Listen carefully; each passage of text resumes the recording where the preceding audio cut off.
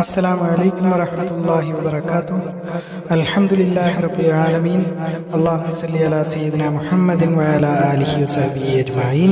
Jabir bin Abdullah റളിയല്ലാഹു അൻഹു വിശദീകരിക്കുന്നു, ഞാൻ യുദ്ധത്തിൽ അൽ-ഗസ്വയിൽ പങ്കെടുത്തു. അല്ലാഹുവിൻ്റെ റസൂൽ സല്ലല്ലാഹു അലൈഹി വസല്ലമയോടൊപ്പം. റസൂൽ സല്ലല്ലാഹു അലൈഹി വസല്ലം എന്നെ കണ്ടു. വഴിയിലാണ് കണ്ടത്. ഞാനൊരു ഒട്ടകത്തിൻ്റെ പുറത്തായിരുന്നു യാത്ര ചെയ്തിരുന്നത്. അത് ഞങ്ങൾ വെള്ളം നനയ്ക്കാൻ ഉപയോഗിക്കുന്ന ഒട്ടകം ആയിരുന്നു. ആ ഒട്ടകം ക്ഷീണിച്ചു പോയി. അതിന് വളരെ കഷ്ടിമുഷ്ടി നടക്കാനേ പറ്റുന്നുണ്ടായിരുന്നുള്ളൂ. റസൂൽ സല്ലല്ലാഹു അലൈഹി വസല്ലം എന്നോട് ചോദിച്ചു, നിൻ്റെ ഒട്ടകത്തിന് എന്താ കുഴപ്പം, എന്താ പറ്റിയത് എന്ന് ചോദിച്ചു. ഞാൻ മറുപടി പറഞ്ഞു, അത് ക്ഷീണിച്ചിരിക്കുന്നു. അപ്പോൾ അള്ളാഹുവിൻ്റെ റസൂൽ സല്ലല്ലാഹു അലൈഹി വസല്ലം പുറകിൽ നിന്ന് വന്ന് അതിനെ ഒന്ന് തള്ളു അല്ലെങ്കിൽ ഉന്തോ ഒരടിക്കുകയോ എന്തോ ചെയ്തു. എന്നിട്ട് ദുആ ചെയ്തു അള്ളാഹുവിനോട്. അപ്പോൾ അത് മറ്റൊട്ടകങ്ങളെയൊക്കെ ഓവർടേക്ക് ചെയ്ത് കടന്നു പോകാൻ തുടങ്ങി. അതായത് ഏറ്റവും ശക്തിയുള്ള ഒട്ടകമായി മാറി. ആളുകളുടെയൊക്കെ മുമ്പിൽ കടന്നങ്ങ് പോയി. എന്നിട്ട് അദ്ദേഹം ചോദിച്ചു, ഇപ്പം നിൻ്റെ ഒട്ടകം എങ്ങനെയുണ്ട് എന്ന് ചോദിച്ചു. അപ്പം ഞാൻ മറുപടി പറഞ്ഞു, അത് വളരെ നല്ല ഇതാണ്, അതിന് താങ്കളുടെ അനുഗ്രഹം കിട്ടിയിരിക്കുന്നു. അപ്പോൾ അദ്ദേഹം ചോദിച്ചു, അതിനെ എനിക്ക് വിൽക്കുമോ എന്ന് ചോദിച്ചു. അപ്പോൾ എനിക്ക് പറ്റില്ല എന്ന് പറയാൻ നാണമായിരുന്നു. അതുകൊണ്ട് അദ്ദേഹത്തിൻ്റെ ആ ഒരു വാഗ്ദാനം അത് നിരസിക്കാൻ പറ്റില്ലാത്തതുകൊണ്ട് എനിക്ക് ആ ഒരു ഒട്ടകം മാത്രമേ ഉണ്ടായിരുന്നുള്ളൂ, പറമ്പ് നനയ്ക്കാനും വെള്ളം കോരാനൊക്കെ ആയിട്ട്. എന്നിട്ടും ഞാൻ പറഞ്ഞു ഉവ്വ. അപ്പോൾ അദ്ദേഹം പറഞ്ഞു, എന്നാൽ എനിക്ക് വിറ്റേരെ എന്ന് പറഞ്ഞു. അങ്ങനെ ഞാനത് അദ്ദേഹത്തിന് വിറ്റു. വ്യവസ്ഥ ഇതായിരുന്നു, ഞാനത് തിരിച്ച് മദീനയിൽ എത്തുന്നത് വരെ എനിക്കതിനെ ഓടിക്കാൻ ഉപയോഗിക്കാം. മദീനയിൽ ചെന്ന് കഴിയുമ്പോൾ ഒട്ടകത്തിനെ കൊടുക്കണം. എന്നിട്ട് ഞാൻ പറഞ്ഞു, അല്ലേ അള്ളാഹുവിൻ്റെ റസൂലേ, ഞാൻ ഒരു മണവാളനാണ്, അതായത് ഇപ്പോൾ കല്യാണം കഴിച്ചിട്ടേ ഉള്ളൂ, പുതിയാപ്ല എന്നൊക്കെ പറയുന്നത് പോലെ. അപ്പം ഞാൻ വീട്ടിൽ പൊക്കോട്ടെ എന്ന് അനുവാദം ചോദിച്ചു. അദ്ദേഹം എനിക്ക് അനുവാദം തന്നു. അതായത് യുദ്ധമൊക്കെ കഴിഞ്ഞ് ചിലപ്പോൾ ദിവസങ്ങളോ മാസങ്ങളോ ആഴ്ചകളോ കഴിഞ്ഞിട്ട് വരുന്നതായിരിക്കും. അപ്പോൾ വീട്ടിലേക്ക് പോകണം ആൾക്ക്, അപ്പോൾ ഒട്ടകം വേണം. ഇതൊക്കെ കച്ചവടത്തിൻ്റെ കിതാബിൽ നമ്മൾ വ്യക്തമായിട്ട് കണ്ടതാണ്.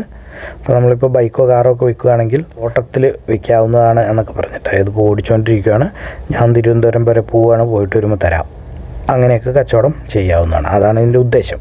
അങ്ങനെ ഞാൻ അൽമദീനയിലേക്ക് യാത്ര തിരിച്ചു. നമ്മുടെ ആളുകളുടെ മുമ്പിലാണ് പോയത്. അപ്പോൾ ചിലപ്പോൾ ഒരു ഇച്ചിരിപ്പൊടിക്ക് നേരത്തെ പോകുന്നുണ്ടാവുമായിരിക്കും. അങ്ങനെ മദീനയിൽ ഞാൻ എത്തിയപ്പോൾ ഞാൻ എൻ്റെ അമ്മാവനെ കണ്ടു. അപ്പോൾ അമ്മാവൻ എന്ന അറബിയിൽ പറഞ്ഞാൽ ചിലപ്പോൾ അത് കൊച്ചാപ്പ മുത്താപ്പയും ആവാം, അല്ലെങ്കിൽ മാമായായിരിക്കാം. അദ്ദേഹം എന്നോട് ഈ ഒട്ടകത്തിനെ പറ്റി ചോദിച്ചു. ഞാൻ അതിനെപ്പറ്റി എല്ലാം പറഞ്ഞു. അദ്ദേഹം എന്നെ ആ കാര്യത്തിൽ കുറ്റപ്പെടുത്തി. അങ്ങനെ ഞാൻ അള്ളാഹുവിൻ്റെ റസൂൽ സല്ലല്ലാഹു അലൈഹി വസല്ലമയുടെ അനുവാദം മേടിച്ചപ്പോൾ അദ്ദേഹം എന്നോട് ചോദിച്ചു, നീ കല്യാണം കഴിച്ചത് കന്യകയാണോ അതെയോ വിവാഹമോചിതയായ ഒരു സ്ത്രീയെയാണോ എന്ന്. അപ്പോൾ ഞാൻ പറഞ്ഞു, വിവാഹമോചിതയായ ഒരു സ്ത്രീയെയാണ് ഞാൻ കല്യാണം കഴിച്ചത്. അദ്ദേഹം പറഞ്ഞു, നീ എന്തുകൊണ്ട് കന്യകയായ സ്ത്രീയെ കല്യാണം കഴിച്ചില്ല? നിങ്ങൾക്ക് തമ്മിൽ തമാശയും കളിയൊക്കെ ആവാമായിരുന്നല്ലോ.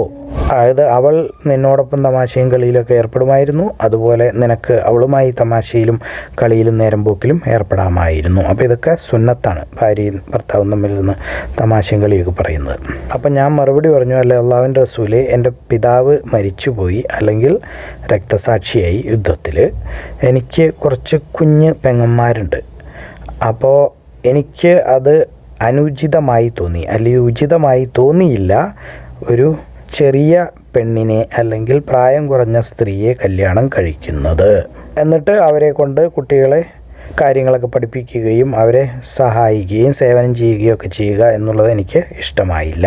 അതുകൊണ്ടാണ് ഞാൻ നേരത്തെ കല്യാണം കഴിച്ച പ്രായമുള്ളൊരു സ്ത്രീയെ കല്യാണം കഴിച്ചത്. അപ്പോൾ അവർ എൻ്റെ പെങ്ങന്മാരെ നോക്കും, അതിനെ നല്ല നിലയിൽ വളർത്തും. അള്ളാഹുവിൻ്റെ റസൂൽ സല്ലല്ലാഹു അലൈഹി വസല്ലം മദീനയിൽ എത്തിയപ്പോൾ ഞാൻ ഒട്ടകത്തിനെ എടുത്തുകൊണ്ടുപോയി അദ്ദേഹത്തിൻ്റെ അടുത്തേക്ക് പിറ്റേ ദിവസം രാവിലെ ചെന്നു. അദ്ദേഹം എനിക്ക് അതിൻ്റെ വില തന്നു. എന്നിട്ട് ആ ഒട്ടകത്തിനെ എനിക്ക് സമ്മാനമായി തിരിച്ച് തന്നു. ഇതൊക്കെ ആവർത്തിച്ചു വരുന്ന ഹദീസാണ്. عن جابر بن عبد الله رضي الله عنهما قال غزوت مع رسول الله صلى الله عليه وسلم قال فتلاحق بالنبي صلى الله عليه وسلم وأنا على ناضح لنا قد أعيا فلا يكاد يسير فقال لي ما لي بعيرك قال قلت أعيا قال فتخلف رسول الله صلى الله عليه وسلم زجره ودعا له فما زال بين يدي الإبل قدماها يسير فقال لي كيف ترى بعيرك قال قلت بخير قد أصابته بركتك قال أفتبيعونه قال فاستحييت ولم يكن لنا ناضح غيره قال فقلت نعم قال فبعنيه فبعته إياه على إن لي فقار ظهره حتى أبلغ المدينة قال فقلت يا رسول الله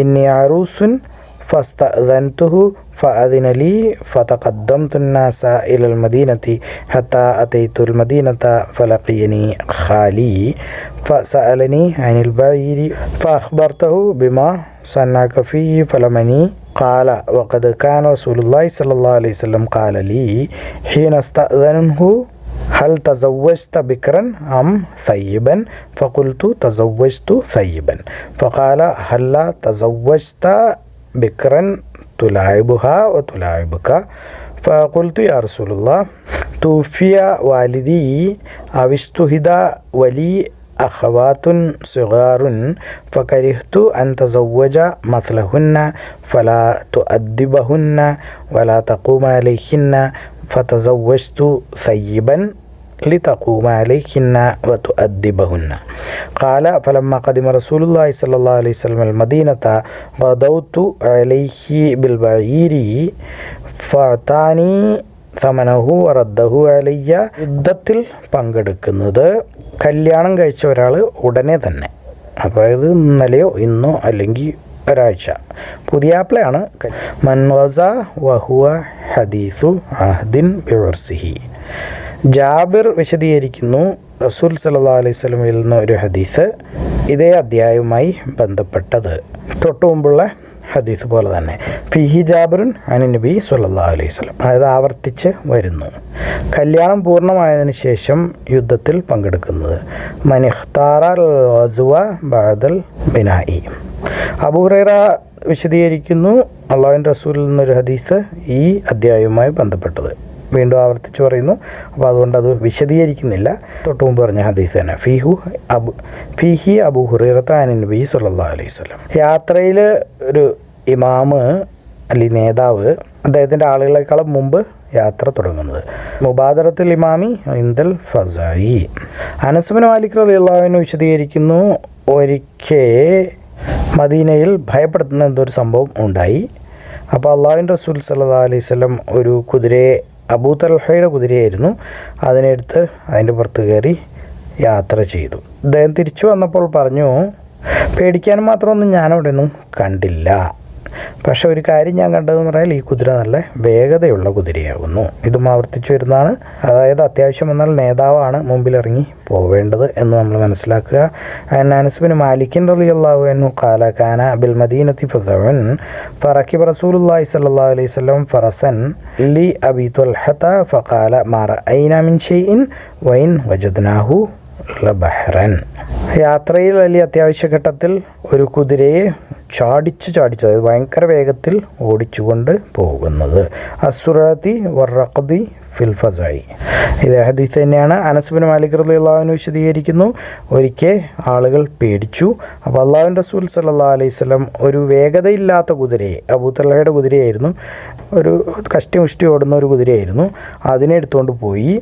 ഒറ്റയ്ക്കാണ് പോയത്, പക്ഷേ ആ കുതിരയെ അദ്ദേഹം ചാടിച്ച് ഓടിച്ചു. അതായത് ഒരു മടിയനായ കുതിര അല്ലെങ്കിൽ കഴിവില്ലാത്തൊരു കുതിര, അതിനെ പക്ഷേ ഭയങ്കര ഒത്ത കുതിരകൾ ഓടുന്നത് പോലെ ഭയങ്കര ദൂരത്തിൽ ചാടി ആണ് പോയത്.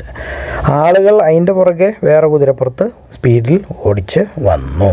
പക്ഷെ അദ്ദേഹം തിരിച്ചു വന്നപ്പോൾ പറഞ്ഞു, ആരും പേടിക്കണ്ട, പേടിക്കാനും മാത്രമൊന്നും അവിടെ ഇല്ല. പക്ഷെ ഞാൻ ഒരു കാര്യം കണ്ടു, ഈ കുതിര ഭയങ്കര വേഗതയുള്ള ആളോ, നിങ്ങളൊക്കെ മോശമെന്ന് പറഞ്ഞാലും എന്നുള്ള രീതിയിൽ. ആ കുതിര അതിനുശേഷം അങ്ങനെ ഓട്ടത്തിൽ മുമ്പ് വന്നിട്ടില്ല, അല്ലെങ്കിൽ ഒന്നാമനായിട്ടില്ല. അപ്പോൾ ഒരു പ്രാവശ്യം മാത്രമായിരിക്കും ചിലപ്പോൾ ആ കുതിര അങ്ങനെ വേഗത്തിൽ ഓടിയത്. ഖസ്തലാനി വോളിയം 5 അത് കൂടുതൽ വിശദീകരിക്കുന്നുണ്ട്. عن أنس بن مالك رضي الله عنه قال فزع الناس فركب رسول الله صلى الله عليه وسلم فرسا لأبي طلحة بطيئا ثم خرج يركض وحده فركب الناس يركضون خلفه فقال لم تراعوا إنه لبحر ഫമ സുബീഖ ബഅദ ദാലിക്കൽ യൗം. ഒരു ഭയപ്പെടുത്തുന്ന അല്ലെങ്കിൽ ഭീതി ഉണ്ടാകുന്ന ഒരു സമയത്ത് ഒറ്റയ്ക്ക് പുറപ്പെട്ട് പോകുന്നത്. അൽ ഖുറൂജി ഫിൽ ഫസഇ വഹ്ദഹു. ആരെങ്കിലും ഒരാൾക്ക് കൂലി കൊടുത്ത് മറ്റൊരാൾക്ക് പകരമായി യുദ്ധം ചെയ്യാൻ വേണ്ടി വിടുന്നത്. പിന്നെ മൃഗങ്ങളെ അള്ളാഹുവിൻ്റെ മാർഗത്തിൽ ഉപയോഗിക്കുന്നതിന് വേണ്ടി കൊടുക്കുന്നത്. അൽ ജാഇലി വൽ ഹുംലാനി ഫിസ്സബീലി. മുജാഹിദ് പറയുന്നു, ഒരിക്കൽ ഞാൻ ഇബ്നു ഉമറിനോട് ചോദിച്ചു, നമുക്ക് യുദ്ധത്തിന് പോകാം. ഇബ്നു ഉമർ മറുപടി പറഞ്ഞു, ഞാൻ നിനക്ക് കുറച്ച് പൈസ തരാം, അത് നിന്നെ പൈസ തന്ന് സഹായിക്കാം, നീ യുദ്ധത്തിന് തയ്യാറെടുത്തു എന്നുള്ള രീതിയിൽ. ഞാൻ വരുന്നില്ല എന്നായിരിക്കണം. ഞാൻ മറുപടി പറഞ്ഞു, അള്ളാഹ് എനിക്ക് ഒരുപാട് സമ്പത്ത് തന്നിട്ടുണ്ട്. അപ്പോൾ അദ്ദേഹം പറഞ്ഞു, നിൻ്റെ സമ്പത്ത് നിനക്കുള്ളതാണ്, പക്ഷേ എൻ്റെ സമ്പത്ത് അള്ളാഹുവിൻ്റെ മാർഗത്തിൽ അല്ലെങ്കിൽ ഈ മാർഗത്തിൽ ചെലവഴിക്കാൻ ഞാൻ ഉദ്ദേശിക്കുന്നു. ഉമർ പറഞ്ഞു, ചില ആളുകൾ മുസ്ലിം ട്രഷറിയിൽ നിന്ന് അല്ലെങ്കിൽ മുസ്ലിങ്ങളുടെ ഖജനാവിൽ നിന്ന് പൈസ എടുക്കും, എന്നിട്ട് അത് അള്ളാഹുവിൻ്റെ മാർഗത്തിൽ കഷ്ടപ്പെടുന്നതിന് വേണ്ടിയിട്ടാണ് ഉപയോഗിക്കുന്നത്. പക്ഷേ അവർ കഷ്ടപ്പെടുന്നില്ല അല്ലെങ്കിൽ അത് ചെയ്യുന്നില്ല. അങ്ങനെ ആരെങ്കിലും ചെയ്താൽ അവൻ എടുത്ത് തിരിച്ചു വാങ്ങിക്കാനുള്ള അധികാരം നമുക്ക് ഉണ്ട്. താവൂസും മുജാഹിദും പറയുന്നു, നിങ്ങൾക്ക് എന്തെങ്കിലും തന്നിട്ടുണ്ടെങ്കിൽ അള്ളാഹുവിൻ്റെ മാർഗത്തിൽ കഷ്ടപ്പെടണം അല്ലെങ്കിൽ അത് ഉപയോഗിക്കണം എന്നുള്ള രീതിയിലാണെങ്കിൽ, എന്നിട്ട് നിങ്ങൾ അത് നിങ്ങൾക്ക് ഇഷ്ടമുള്ള രീതിയിൽ ഉപയോഗിക്കുകയോ അതല്ലെങ്കിൽ നിങ്ങളുടെ കുടുംബത്തിന് വേണ്ടി മാറ്റിവെക്കുകയോ ചെയ്താൽ അല്ലെങ്കിൽ ചെയ്യാം.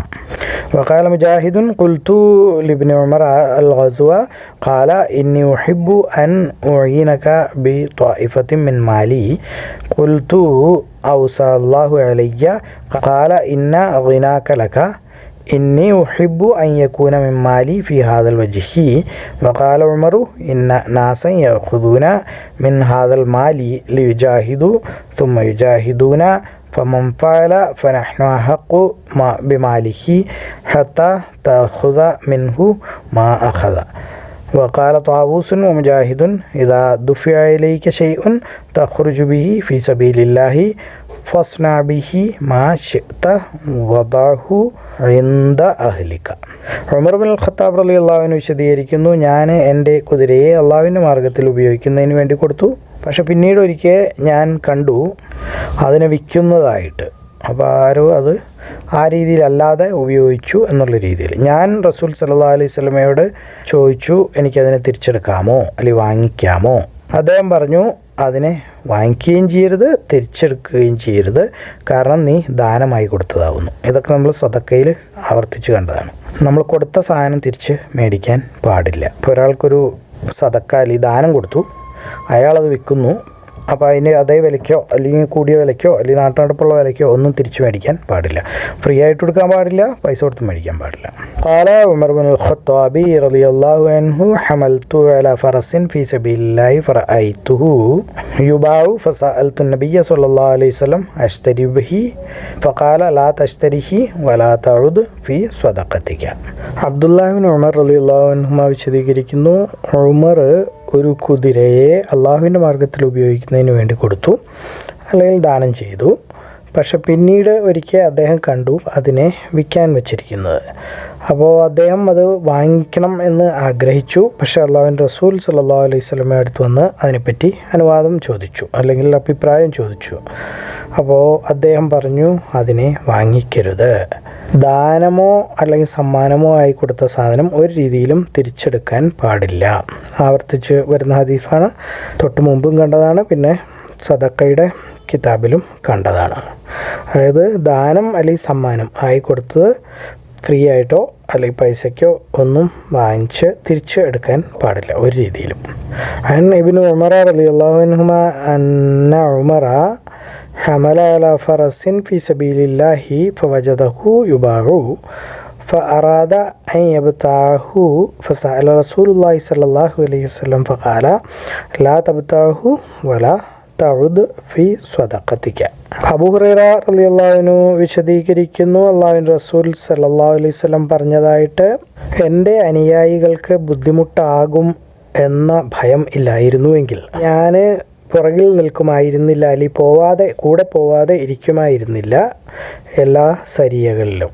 അതായത് അള്ളാഹുവിൻ്റെ മാർഗ്ഗത്തിൽ യുദ്ധം ചെയ്യുന്നതിന് വേണ്ടി പോകുന്ന പട്ടാള കൂട്ടങ്ങളെയാണ് സരിയ എന്ന് പറയുന്നത്. അപ്പോൾ അങ്ങനെ പോകുന്ന സരിയകളുടെ കൂടെ ഞാൻ പോകാതെ ഇരിക്കുമായിരുന്നില്ല. ഞാനങ്ങനെ എല്ലാത്തിലും പോയിരുന്നുവെങ്കിൽ അതെൻ്റെ അനുയായികൾക്ക് ബുദ്ധിമുട്ടാകുമായിരുന്നു. അതായത് അതൊരു നിർബന്ധം പോലെയായി. അപ്പോൾ അതുകൊണ്ട് റസൂല് കുറച്ച് യുദ്ധങ്ങളിൽ പങ്കെടുക്കാതിരുന്നിട്ടുണ്ട് എന്നാണ് പറഞ്ഞു വരുന്നത്. പക്ഷേ എനിക്ക് ആവശ്യത്തിന് അധികം ഒട്ടകങ്ങളില്ല ഓടിക്കാൻ വേണ്ടിയിട്ട്.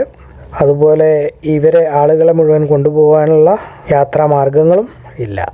പക്ഷേ എൻ്റെ സഹാബികൾ അല്ലെങ്കിൽ സഹചാരികൾ പിറകിൽ നിൽക്കുന്നു, അല്ലെങ്കിൽ യുദ്ധത്തിൽ പങ്കെടുക്കാതിരിക്കുന്നു എന്നുള്ളത് എനിക്ക് ഭയങ്കര സങ്കടം ബുദ്ധിമുട്ടുള്ള കാര്യമാണ്. കാരണം നമ്മൾ മനസ്സിലാക്കേണ്ടത് അതിൻ്റെ കൂലിയാണ്. അത്ര വലിയ കൂലിയുള്ളൊരു കാര്യത്തിന് ഒരാളെ കൊണ്ടുപോകാതെ നാട്ടിൽ വിട്ടിട്ട് പോവുകയാണ്. നിനക്ക് ഒട്ടകവും ഇല്ല, അല്ലെങ്കിൽ വാളില്ല, പരിചയമില്ല, അതുകൊണ്ട് നീ വരണ്ട എന്ന് പറയുന്നതാണ് പറഞ്ഞു വരുന്നത്. അങ്ങനെ ആളുകൾ നിർബന്ധിച്ച് കൊണ്ടുപോകാത്തതിൻ്റെ കാരണം സാധനങ്ങളില്ലായ്മയാണ്, അതിൻ്റെ സൗകര്യങ്ങൾ ഇല്ലായ്മയാണ്. അതല്ലെങ്കിൽ ഒരാളെയും പുറകിൽ വിട്ടിട്ട് പോകുക എന്നുള്ളത് എനിക്ക് ഭയങ്കര ബുദ്ധിമുട്ടുള്ള കാര്യമാണ്. കാരണം ആ ആൾക്ക് അത് അത്രയും വലിയ നഷ്ടമാണ്.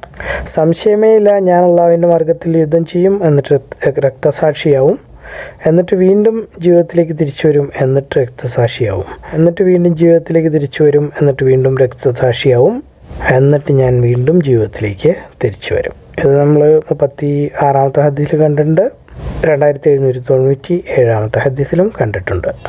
سمعت أبا هريرة رضي الله عنه قال قال رسول الله صلى الله عليه وسلم لولا أن أشق على أمتي ما تخلفت عن سرية ولكن ليجدوا حمولة ولا أجد ما أحملهم عليه ويشق علي أن يتخلفوا عني ولوددت أني قاتلت في سبيل الله فقتلت ثم أحيط ثم قتلت ثم أحيط. അള്ളാഹു എല്ലാ കാര്യങ്ങളും ഏറ്റവും നന്നായി അറിയുന്നു. നിങ്ങളിത് കാണുക, ഖുർആൻ പഠിക്കുക, എല്ലാവരിലേക്ക് എത്തിച്ചു കൊടുക്കുക. ബാറക്കല്ലാഹു ലി വലക്കും. അസ്സലാമു അലൈക്കും വറഹ്മത്തുള്ളാഹി വബറകാതുഹു.